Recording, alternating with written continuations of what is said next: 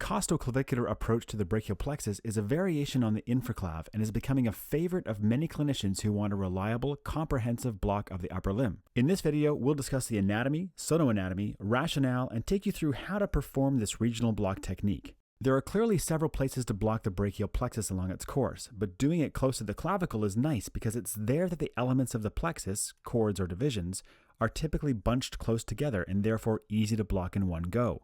The costoclavicular approach is done here, just inferior and deep to the clavicle. It's at this location that the three chords of the brachial plexus are bunched tightly together on the lateral side of the axillary artery, like a bunch of grapes. This is the principal selling point for the costoclav, tightly packed chords on one side of the artery. Remember, with the parasagittal coracoid approach, the chords are found around the artery at different locations. With Costoclav, because they're all bunched tightly, many feel that the block is easier and sets up faster. Now, if this image reminds you of a different block, you're not alone. Look at the angle of insonation with the supraclavicular brachial plexus block on the left and the costoclavicular on the right. It's not a leap to conclude that we're really looking at essentially the same target zone. And the sonograms confirm this. We see the artery, subclavian or axillary depending, the pleura in blue, rib in white, and the tightly clustered plexus. Cool. Because of this similar anatomy, when we think about how to do this block safely and effectively, we can use our knowledge of supraclavicular brachial plexus block as a model. We position the patient supine with the arm abducted.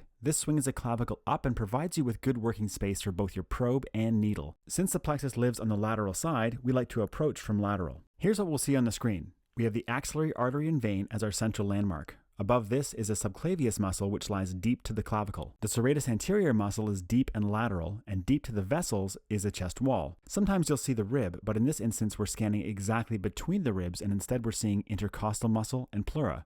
Superficial and medial, we see pec muscle. And finally, we have our plexus tucked in nicely in the intermuscular fascial plane between subclavius and serratus. We'll call this the costoclavicular space. This is where we're going to want to land the needle before opening up that potential space with local anesthetic.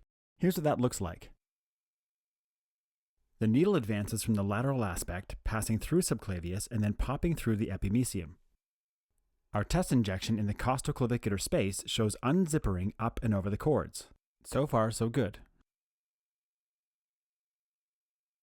We'll then pass slightly deeper in an effort to put local deep to the chords. Oh man, look at that peeling.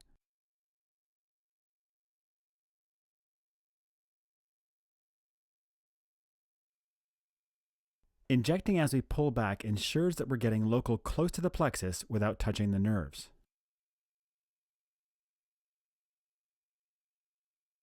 We now have beautiful twin puddles of local, both superficial and deep to the cluster of chords. Like the infraclav and supraclav approaches, we do require some volume to fill up the space.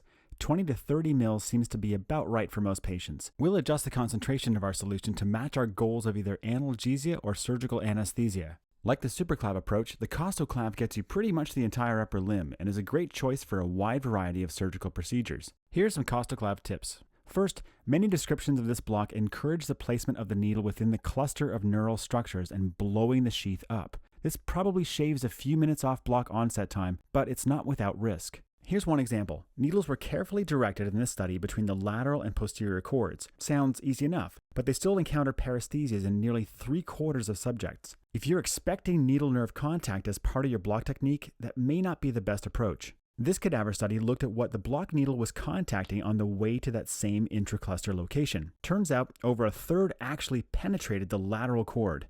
Not contacted, penetrated. Now, I love a good kebab now and again, but come on. And remember, it was the same group that showed us in the supraclavicular brachial plexus block, the mirror image of costoclav, that an intracluster approach led to subperineural dye spread in 1/4 of injections. The block works if you keep the local outside the cluster. Now, there has been great work done to show that there are septations between the chords at this level, but the clinical significance of these is unclear. It does seem unnecessarily hazardous to deliberately jab a needle into each compartment. And yes, we all need to get the block done quickly and put knife to skin. Remember this injection outside the cluster? This is actually that patient's anesthetic record. Block done in pre-op with ropivacaine and surgeon cutting 23 minutes later. The point is, you don't need to risk puncturing a nerve with an intracluster technique for the sake of a slightly quicker onset time. If you really need to make incision in 8 minutes, put an LMA in and kick back while the block sets up. Second, there are vessels nearby, but they live caudad to our intended needle path. You should aim the beam like this. If you do inadvertently rotate south, you'll begin to see the cephalic vein and possibly the thoracoacromial artery.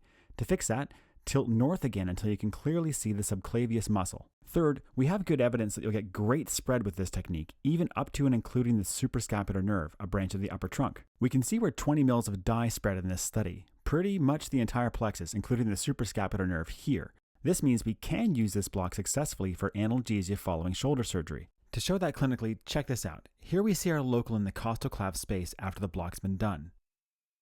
If we take our probe and place it over the supraclavicular brachial plexus, we can see local has spread proximally under the clavicle and is indeed surrounding the plexus. Pretty cool.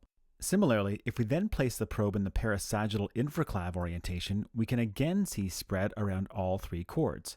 Good confirmation that your block is going to work. By the way, they didn't see phrenic nerve staining in this study, which is consistent with most findings, but it has been reported to occur about 3 to 5% of the time. And finally, there are some situations where it's easier to advance the needle in plane from the medial side. The goal here is to just scrape by the vessels and land between the artery and the sheath.